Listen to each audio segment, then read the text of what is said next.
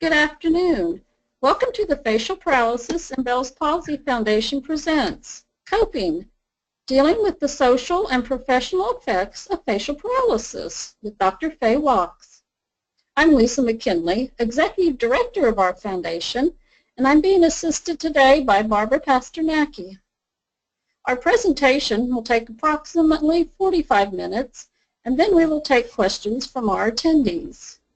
You may type your questions at any time in the questions box on the control panel on the right side of your screen. Dr. Wachs will answer them as time allows at the end. I would now like to introduce our presenter today. Dr. Faye Wachs is a professor of sociology at California State Polytechnic University in Pomona, California. Dr. Wachs has spent the last year involved in a research project on the social effects of facial paralysis, and she will share from her findings today. Welcome, Dr. Wachs. Thank you so much, Lisa, and thank you, Barbara, for helping us out today. Before I get started, I would like to thank the Facial Paralysis and Bell's Palsy Foundation for having me here today and for helping me with my research. So, I'm going to get started today with a quote that always struck me as now the slides are not advancing. Wonderful. There it goes. A quote today that always struck me as having a lot to do with facial paralysis. Of course it's happening inside your head, Harry, but should that mean it's not real? From Harry Potter and the Deathly Hallows by J.K. Rowling. And I always found this quote to be particularly appropriate for people with synkinesis because so often their feelings were talked about in terms of the visual when in actuality it was what was happening inside their head that was very real to them. But before I get into the details of my research, I'd like to talk a little about the impetus for my research. I myself contracted Bell's palsy in 2009 and eventually ended up with synkinesis. I experienced confusing and contradictory medical advice, significant out-of-pocket expenses for successful treatment, and the things that helped me the most, that reduced my pain, that made me more able to speak clearly, things that were very important to my life and my career, were the things that I most often ended up having to pay out of pocket for, specifically surgery and Botox. And I also noticed I was having greater difficulty communicating, networking, and really just being social. And I had to ask myself if me, with excellent research skills, or at least so I like to think, with a partner who is a medical professional, who's a doctor, and was able to navigate the medical questions more effectively, if I was having all these difficulties, what was happening to everybody else? Before I go into detail about my findings, I wanted to start by talking a little bit about what facial paralysis is. Facial paralysis is the loss of ability to move on one side of the face due to damage to the facial nerve, and common causes are things like Bell's palsy, trauma, tumor, stroke, or it's something that could be congenital, something that you were born with.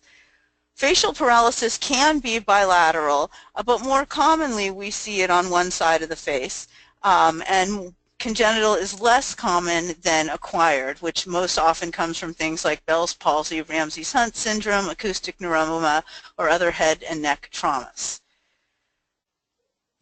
To study this, what I decided to do was what's called classic grounded theory, in which your research emerges from what people actually tell you. So what I did was conduct semi-structured interviews with people with facial paralysis, primarily acquired, but some congenital as well, with some close family members, and also with doctors, occupational therapists, physical therapists, and spouses.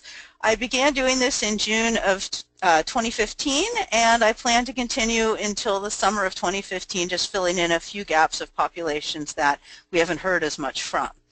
Interviews generally lasted between 45 minutes to 3 hours, with I'd say the average interview lasting between 60 and 90 minutes. There were some questions that I asked of everyone, and then there were some questions that were unique to that person's story or what that participant was experiencing, because everybody has sort of a unique story. And in the end, I talked to just about 100 people, and I've got a few more that I intend to talk to. What we know from existing research is that the people with facial paralysis experience some difficulty with social function and communication, especially emotional communication. And we see higher rates of things like anxiety, depression, and isolation. And I think if you take a look at Kathleen Bogart's webinar that's hosted here as well, you can see a really wonderful summary of a lot of the existing research and what we already know is going on with people with congenital facial paralysis in particular. And so I thought I would focus more on people with acquired facial paralysis and specifically on people who experience synkinesis, though I do have other people in my research. As Dr. Bogart and others notice, facial paralysis comes with it a certain amount of stigma.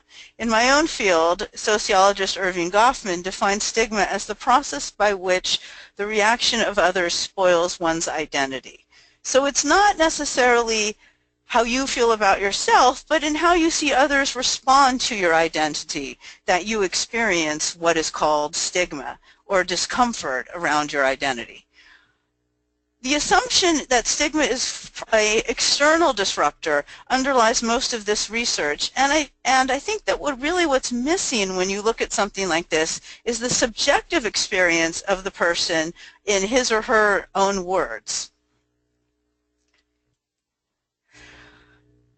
What is synkinesis? Synkinesis is the development of linked or unwanted facial movement that can occur after abnormal facial nerve regeneration associated with facial palsy.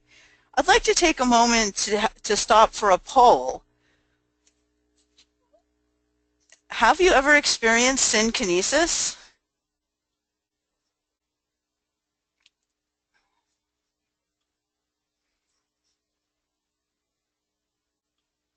Okay, great. Hopefully we'll have our answer in a moment for the people participating, how many have experienced synkinesis. As you can see from my pictures here, I myself was someone who experienced synkinesis. You can see some pictures of me before and after. And you can see that my smile is significantly decreased from some to the other. What's different about synkinesis is not only the external appearance, but the internal experience of having the wrong thing move when you're trying to make a facial experience or expression or to communicate with other people. As my occupational therapist, Jackie Deals, who also has a wonderful webinar on this website, mentioned, it's a bit like you try to move your arm and your leg shoots out instead. Well, with arms and legs, it's easy to imagine, but with the face, you're talking about hundreds to thousands of subtle movements that can go into facial expressions, and when suddenly the wrong thing is pulling, it can be very disconcerting to the person experiencing it. When I began talking, yes? Oh, yeah, the poll results said of the people on today, 73% said yes, they have experienced synkinesis. Wow, thank you so much, Lisa. So 3/4 of us have actually also experienced synkinesis in addition to facial paralysis. So then I'm sure a lot of you can relate to what I'm saying.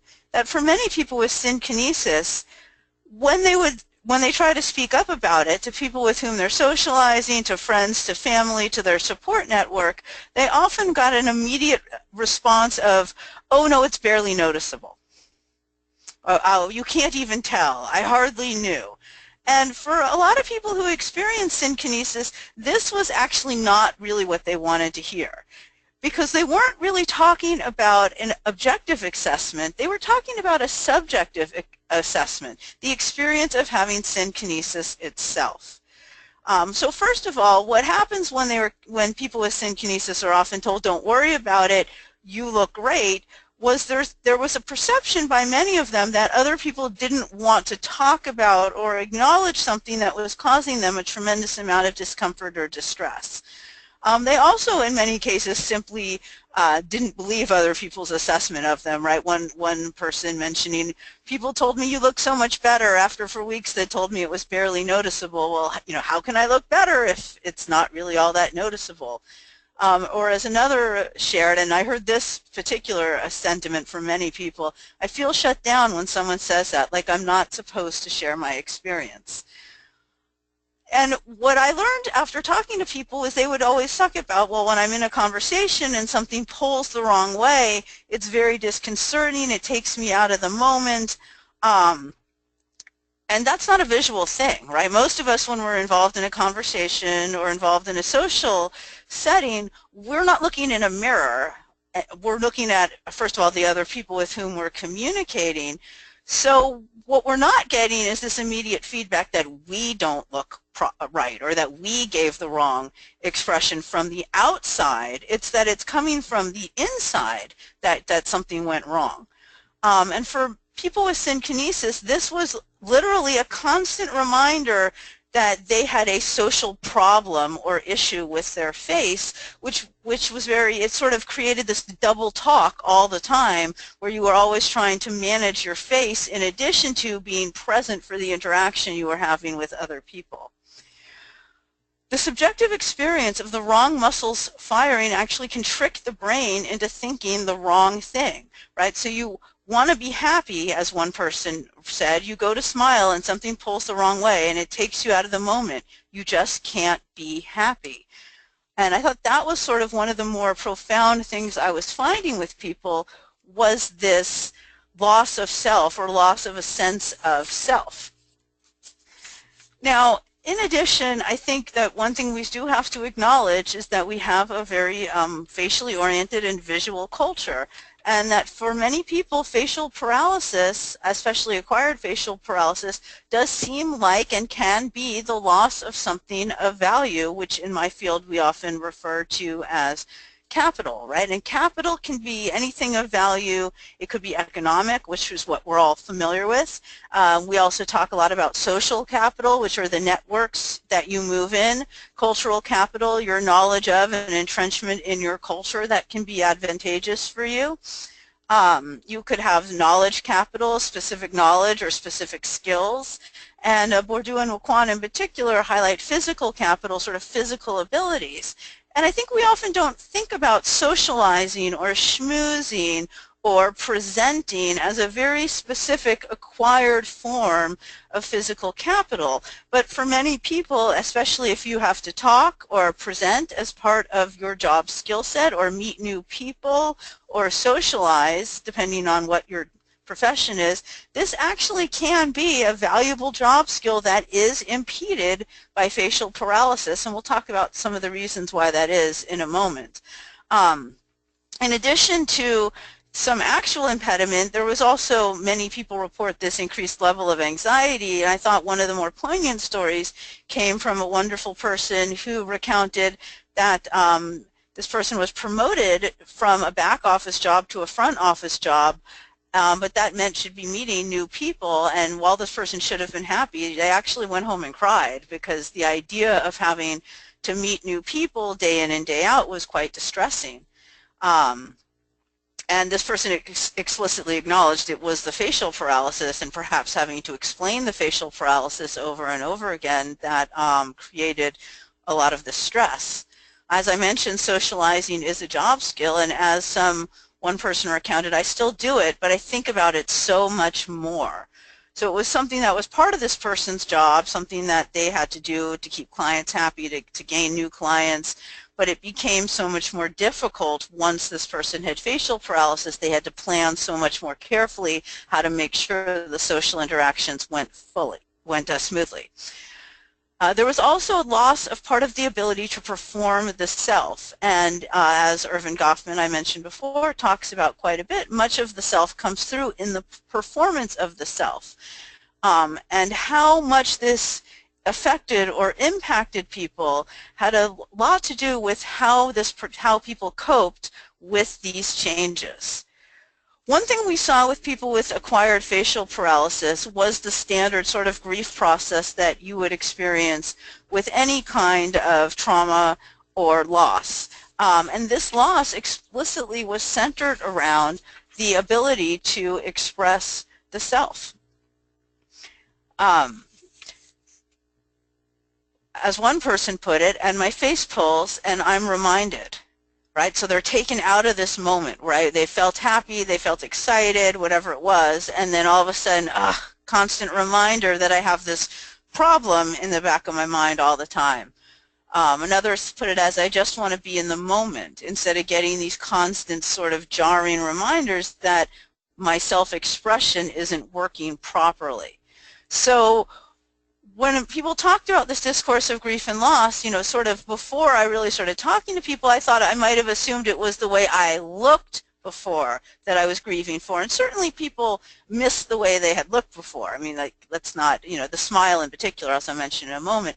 But it was actually more the ability to experience the self that caused more disruption and grief and pain for people than the external experience. What goes along with is the ability to be a communicative person. People talked quite a bit about having to become more reserved, to change their communication style, to feel that they were really less effective or less efficient communicators after experiencing facial paralysis. And for many people, again, this was a change to the self that they felt was particularly disruptive. I know I myself, I lecture for a living, and I use humor a lot, and I used to signal humor with, you know, a raised eyebrow or a wink, and, you know, a nod, a grin, and I have to do it a lot more verbally now in my own communication, and that has to some degree changed who I am. And then finally, there is this sense of loss or grief for the way one used to look. And certainly none of us are getting younger. We can all acknowledge that the way we look is changing across time for all of us. But as one person put it, I feel so happy, but then I see myself in the mirror and I don't look happy. It's so heartbreaking. I just want so desperately to look how I feel. And interestingly enough, for people with synkinesis in particular, the smile as this way that you greet people, this way that you interact with people, this way that you show friendliness and kindness and warmth to people, that being missing was particularly disturbing and upsetting for people in terms of appearance. Really almost everyone said the smile, with the exception of a few people who had rather significant problems with their eyes. But even within the group of people who had significant problems with their eyes, a surprising number still said it's really the smile that is the most significant thing that I feel like I've lost or is missing from my life now. So to return to this idea of the loss of ability to communicate the self, right? In particular, things that people noted were people didn't seem that upset about losing the ability to communicate unhappiness or displeasure or being displeased with situations. It was generally the smiles, friendliness, and irony and humor that came up over and over again as the things people were most disturbed about being unable to communicate as effectively or efficiently.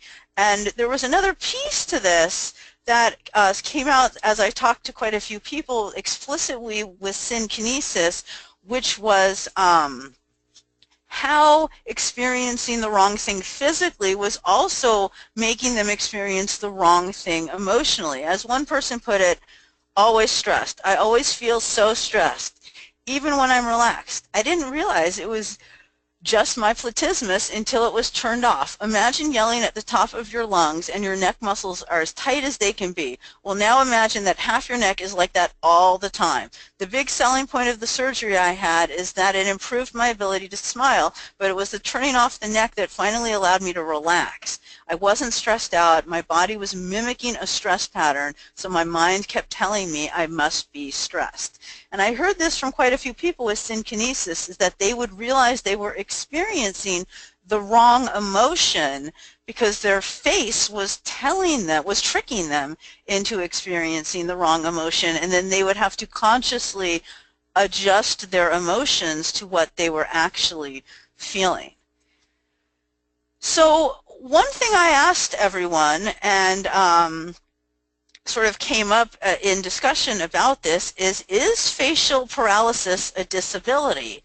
And so I think we sort of have to step back and ask, you know, the larger question of what is a disability.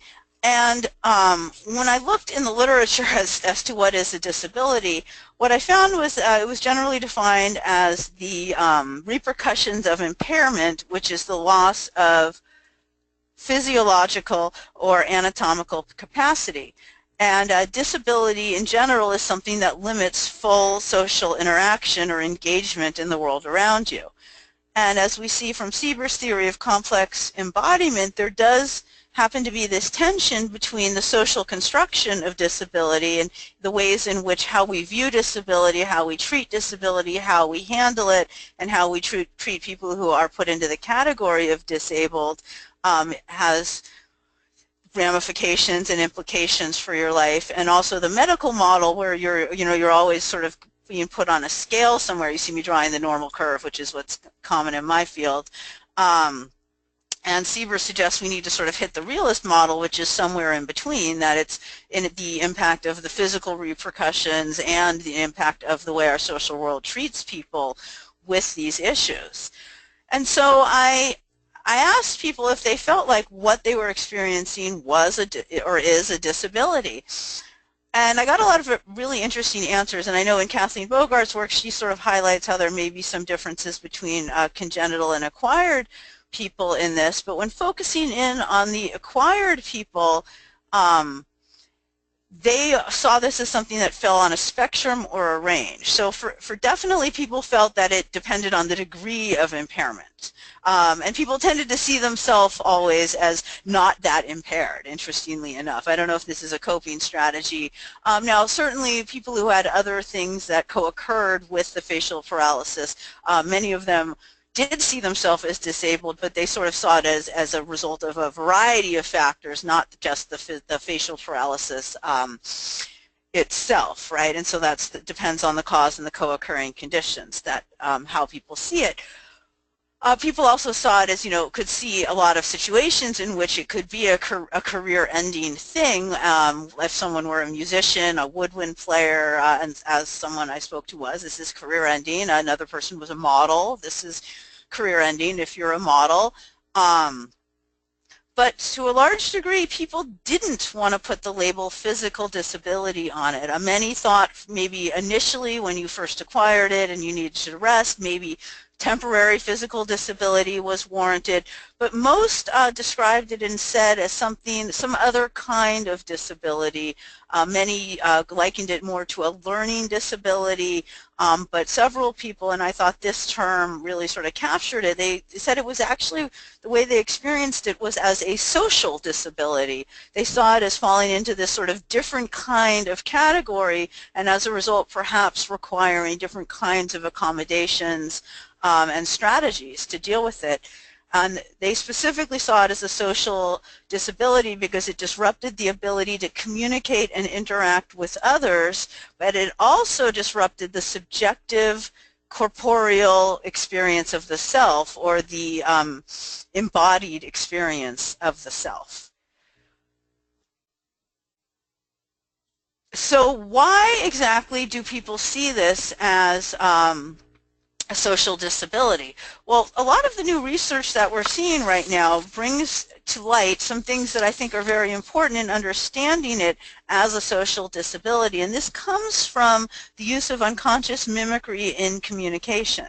And what we see in this research is that when people are talking to other people, we tend to unconsciously mimic the facial expressions of the people to whom we're speaking, and this applies to our communication and our judgment of the other person. So we also sort of expect this to be happening. So if I'm telling a sad story, I'm expecting you to look a little concerned and sad and not ecstatic, even if you're about to tell me a happy story afterwards. And some of the research suggests that this is sort of more integral to being female. Others suggest maybe not as much.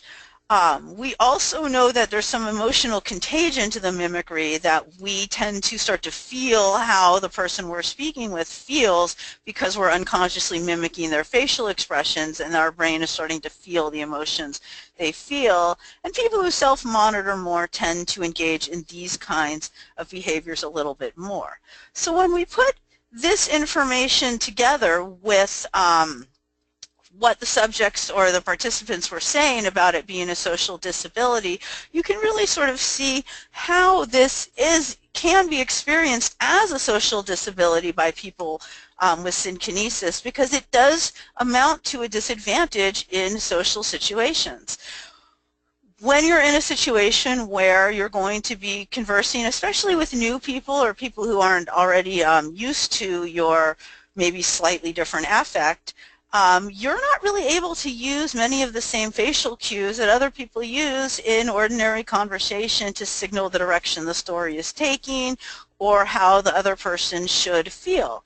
In addition, when you are experiencing what I like to call a bad face day, when your synkinesis is particularly disruptive, you might be signaling the wrong thing to the other person. Like if, for example, when my platysmus was always tight, right, I always looked stressed. So no matter what story I was telling, the person to whom I was speaking might start to mimic some stress patterns in the face and start to experience stress, which I would then read in their face, and I would be thinking, well, gee, this story is not stressful. Why are they giving me a stress response? And this creates sort of a general feeling of anxiety between the people trying to communicate, because these sort of subconscious visual cues are not in line with the social communication.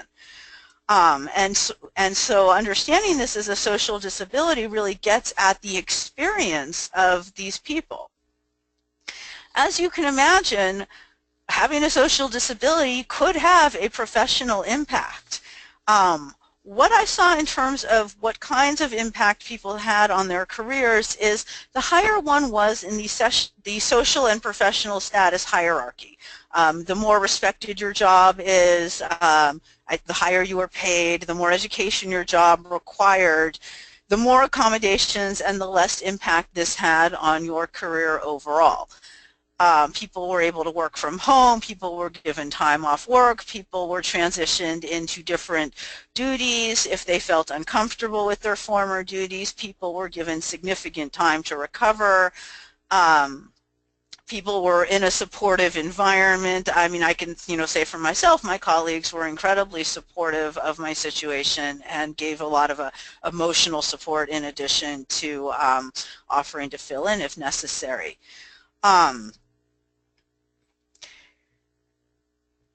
People towards the bottom of the socioeconomic ladder often did not get these same accommodations and had a more difficult time adjusting. Overall, I will say overall, from most of the stories I heard, people are sort of great in that most people were treated with some level of compassion, but others were not. Other people were clearly sort of pushed into the corner because they made people uncomfortable. Other people, were sort of phased out of situations, maybe didn't get jobs they thought they were well qualified for.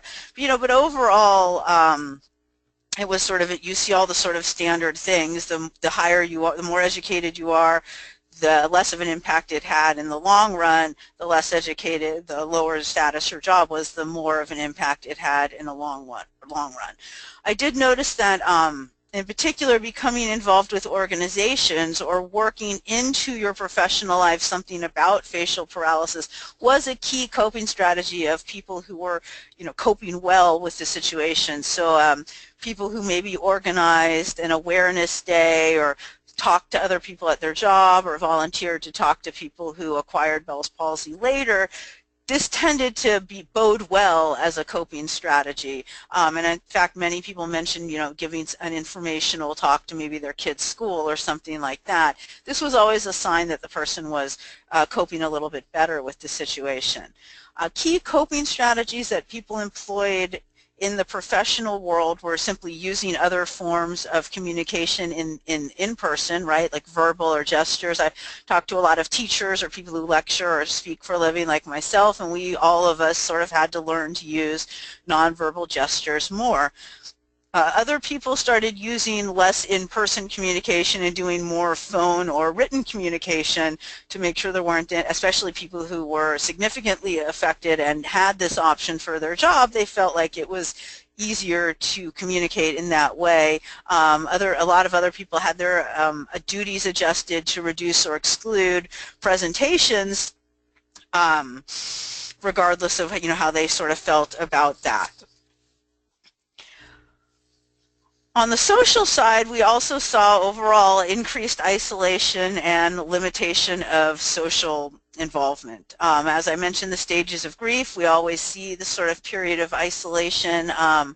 Almost everyone I talked to went at least through a period of time when they really didn't want to go out, didn't want to be seen, especially when the facial paralysis was most pronounced, sort of coming to terms with it. And I also, just for comparison, talked to some people who healed completely, and many of them sort of recounted not leaving the house at all until they healed to some degree. I was just thinking of one of the participants I spoke with when I talked to her. We had both recently attended the same concert, and we sort of laughed about it, and then she stopped and thought about it and said, gee, I haven't been to a concert in about 1.5 years, and I used to go about once a month, right? And it was that 1.5 years that she'd gotten facial paralysis and come to terms with the synkinesis, and now after 1.5 years she felt ready to get back out and resume her normal social activities with her friends, but she acknowledged that she had been waiting for a long time to quote-unquote get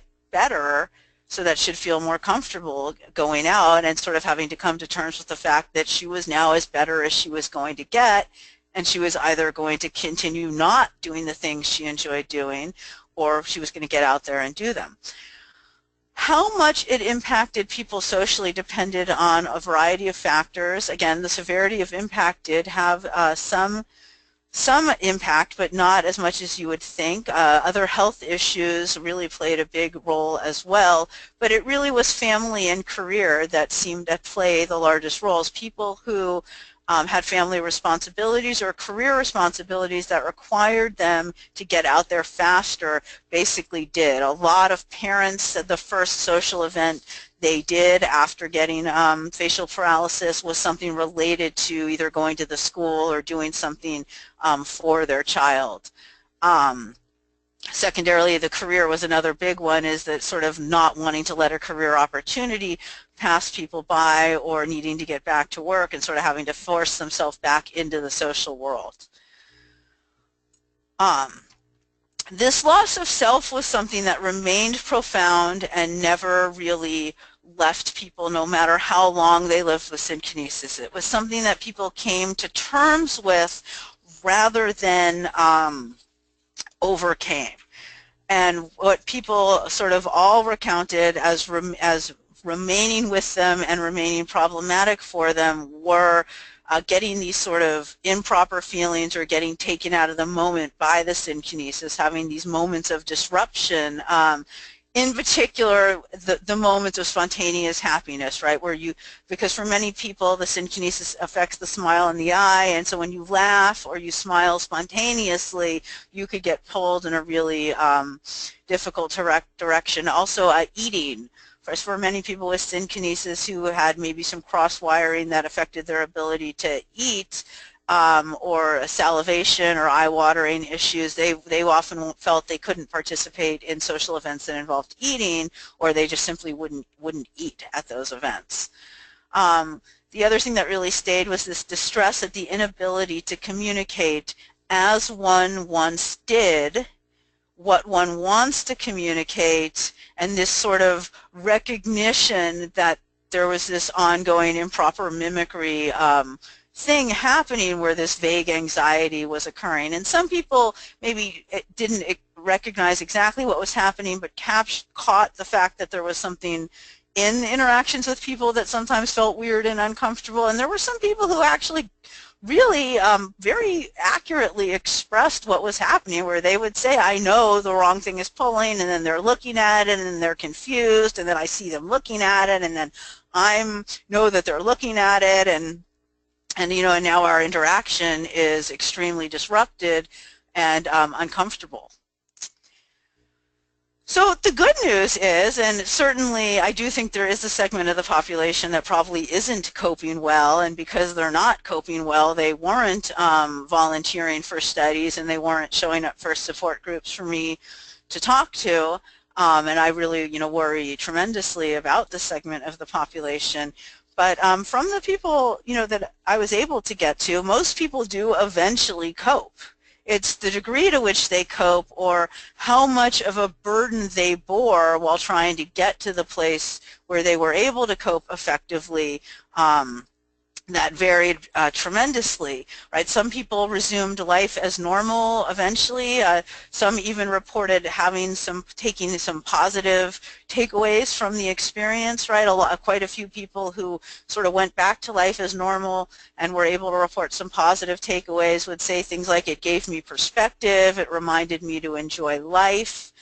Some people, developed some minor adaptation, went mostly back to life as normal, but made some adaptations to how they interacted or made some minor adaptations to how they did their jobs, scaled back a little bit, did a little less public presentation. Or one that I just loved was one person said she was, I learned to wave at people instead of smiling when I run, otherwise it looks like a grimace. And this person was worked in some very technical field, and I thought it was so fascinating to see how people really are who they are. This person's very technical, and they noticed that now when they went running, they used to, have all these nice interactions with people, and all of a sudden they thought they were smiling at all these people, and nobody was smiling back, and what had happened, and so they had a friend come running with her, and the friend sort of said, well, when you smile now, it doesn't look like a smile, it looks like a grimace, it just looks like you're running and you're in pain, and so they don't even know you're interacting with them. And I just thought it was such a great way to troubleshoot the problem and then say, okay, well, I'm going to wave instead. And so now she gives a nice friendly little wave when she goes running, and now she's getting sort of the response she wanted, a smile back or a friendly wave back. Some people definitely did decrease social and professional contact to a larger degree, and some significantly decreased interpersonal contact. And a few people talked about literally going to an all-online office model or telemarketing or taking jobs that they were able to do from home because they felt very uncomfortable interacting with people with whom they were unfamiliar or new people, but they worked in things like customer service, things like that. And generally, there was increased anxiety surrounding social interaction and what I'm going to refer to as trigger events in a moment. But first I wanted to highlight is what were the things that people mentioned as being really important to them developing coping strategies and feeling like it was important to cope, because really having the belief that you should be coping and doing something about it was ultimately what led to people coping. One of the biggest protective factors was having a career in which you were invested, that gave you pride, emotional satisfaction, some degree of success. And equally important was having the same thing with family. If you saw yourself as a caregiver in your family, and many women do acquire this during pregnancy, so many had a small child to take care of following this. Having a supportive spouse or partner or supportive parents or siblings was very important to people coping more quickly and effectively. Interestingly, pets came up quite a bit. And in particular, people mentioned dogs. I have dogs. I love dogs, as you can see. These are my dogs and my family. I don't want you to think I have anything against cats, because I don't. Some people mention cats as well. And there's lots of wonderful cats out there. Some mentioned birds, chickens came up as well, things like that. But dogs in particular came up because it got you out of the house, it got you interacting with other people. A lot of people talked about some people who didn't have kids sort of talked about the first getting out of the house was walking the dog or taking the dog to a dog park and then interacting with other people. Several people mentioned getting therapy dogs afterwards just to help with anxiety or feeling nervous in social situations. And some also mentioned the fact that the dog never got their emotions wrong, that the dog wasn't reading their face, it was clearly reading something else, and the dog didn't make the mistakes that they often ran into with people misinterpreting their emotions. So that was sort of interesting as well. Also, investment in an organization or activity, really it's all sort of the things that usually lead to people coping well. People mentioned being really involved in charitable organizations, being involved in religious organizations as something that really helped them cope. From an intervention standpoint, mental health care intervention really did help people. Some people mentioned individual counseling, others preferred support groups, some preferred online communities that they could check in and out of at will, some liked a combination of these things. But for people who were particularly isolated, people in really rural areas, people who weren't maybe getting the family support that other people were getting, it was really important for them to have some kind of group out there where they could communicate about their experience. As one person who told me they weren't at all really bothered by their facial paralysis and they weren't having any problems coping, this person still told me, I left the support groups just feeling invigorated, really rejuvenated, just to talk to someone like me and have the same issues. So even people who are telling me they're coping well really enjoy a moment to talk to other people who are faced with the same issues. And one thing a lot of people also mentioned was caring or influential alternative caregivers. Many of them actually said they didn't think the alternative care itself maybe worked for them. And some even said, gee, I got synkinesis, it definitely didn't work for me. But many mentioned having that person that seemed to really care about them, that they could talk to, that was non-judgmental, in many ways like a therapist for them.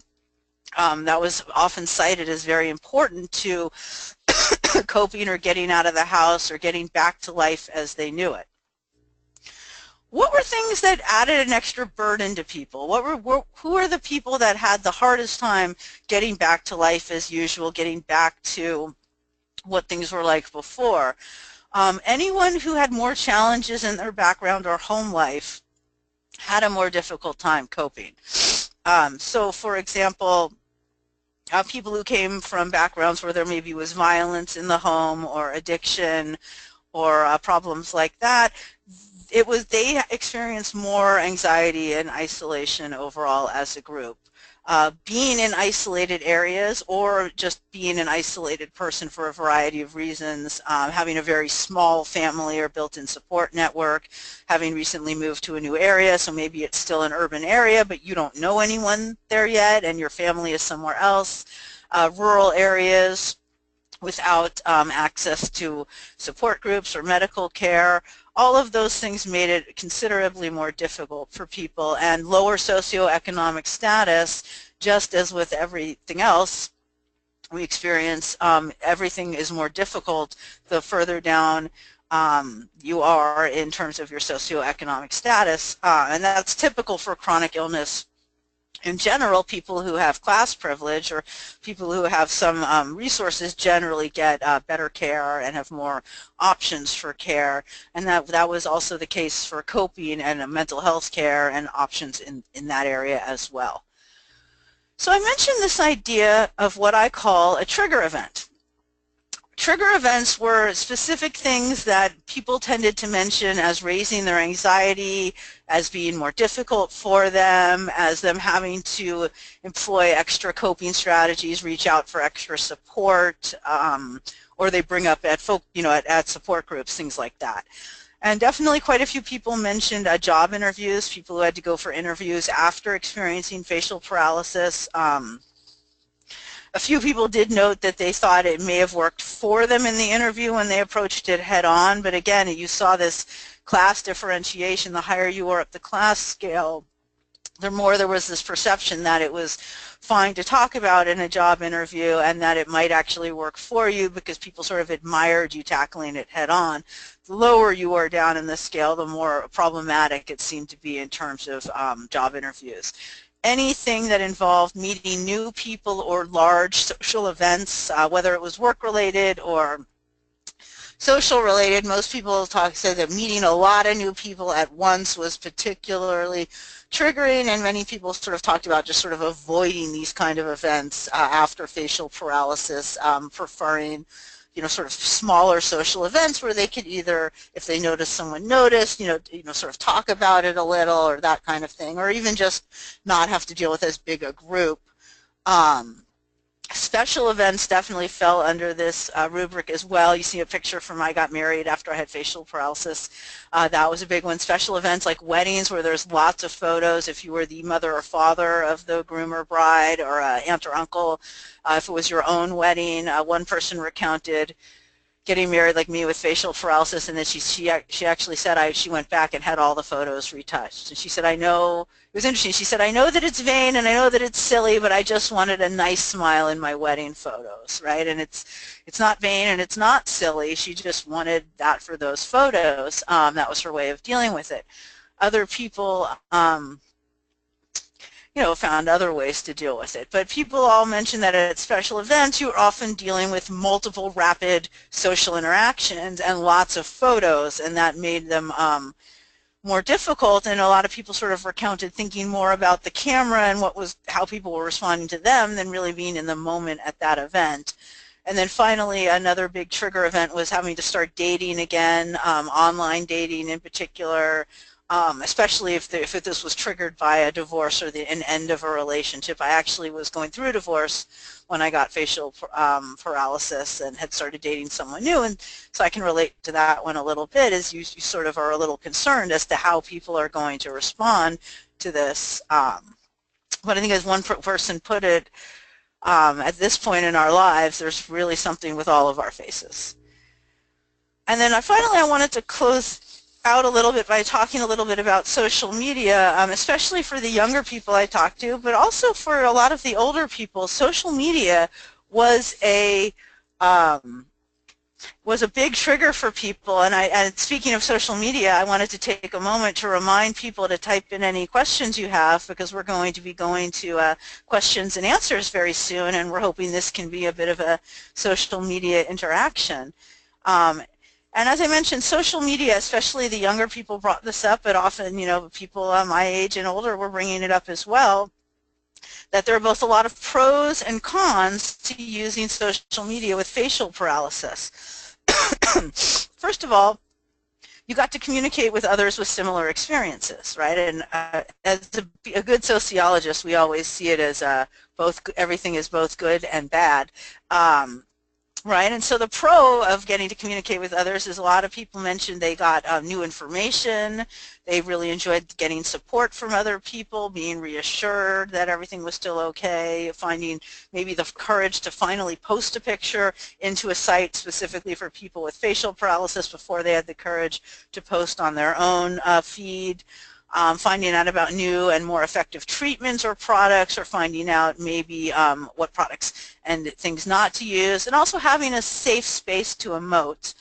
The other side to that is a lot of people also mentioned having experiencing a lot of guilt and shame and envy as a result of being on social media, which I think a lot of the new research on social media shows we all sort of experience on social media a little bit.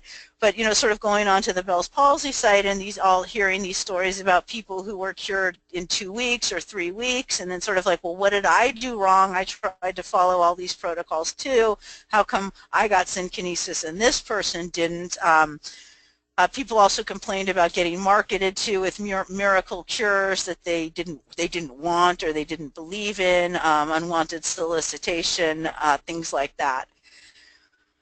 People also highlighted it could be an emotional safe space to go into social media explicitly designed, for people with facial paralysis. There's lots of wonderful closed and open groups for people experiencing facial paralysis, and some people highlighted that they really actually found it inspirational to see other people like them who had, sort of moved past it. I know on the Facial Paralysis and Bell's Palsy Foundation page, they highlighted a young woman earlier this week who does a makeup blog for people with facial paralysis. It looked amazing, right? A lot of people found things like that were inspirational. Other people also mentioned that, gee, they sometimes found it depressing to hear other people sort of complaining and saying things didn't get better, sort of brought them down, where they wanted to hear, they were looking for inspirational. If they ended up coming across depressing, it just brought them down further and sort of made them feel worse about the situation. Other people also highlighted they could take control of their imagery, right? So a lot of people told me, oh, I take a million photos, or I've practiced my look, and if you get me from this angle, you can't tell, or my smile looks okay if I tilt my head this way. And so they felt like in some ways they could express themselves better, because while they couldn't give you this nice smile in person, they could get a nice smile up on their Facebook page or on Instagram or Snapchat. Another person said, I did a photo where I asked all my friends to look serious for me, right? And so this person can't smile, and so instead she said, hey, can we all have a photo where we all look serious so it doesn't stand out that I'm the one not smiling? Some people even mentioned they like doing joke pictures. Some people even would do Bell's palsy face pictures with, special friends, or one person, she said, with her sister, they would make fun of her condition. She and her sister would do this back and forth on Snapchat to each other. Right, and of course when it's your sister and you have this established relationship, it's a little different. The other side to that was a lot of people also mentioned that these ubiquity and centrality of imagery as we become a more socially media-enabled generation was actually difficult for them, that they had a lot of distress over the images, that they were really feeling like they couldn't participate, that they didn't have good pictures to put up, that they would just put up pictures of their kids or their parents or their pets and not put pictures of themselves, but they sort of felt not great about not being able to do that. In particular, people mentioned, right, when other people would put up pictures of a groups of them where they just looked their facial paralysis was particularly noticeable, so they might say something like, I asked people to take them down, or simply not to tag me. Not tagging me seemed to sort of be the default, as a lot of people would say, I know you get to put up pictures you take, but could you please, if it's not a great picture of my face, please just don't tag me in it so it's not showing up on my feed. And that was one way that people dealt with it. And so I want to wrap it up now so we have some time for questions. I just wanted to highlight here a couple of quick recommendations, which is my primary recommendation is more clarity on physical health recommendations. People really had a lot of confusion as to what they should be doing. There doesn't appear to yet be a standard of care that includes mental health, offering a variety of options, therapy, support groups, online and in-person support. Things like that seem to be particularly important for people, especially given the depression and isolation. Coverage for things like pain management was very different depending on with whom you were insured, and that sort of failure to understand that Botox was not for appearance for many people, it was for pain management, and that many of the surgeries people wanted, it would improve their appearance, but they were also experiencing a lot of discomfort from the synkinesis.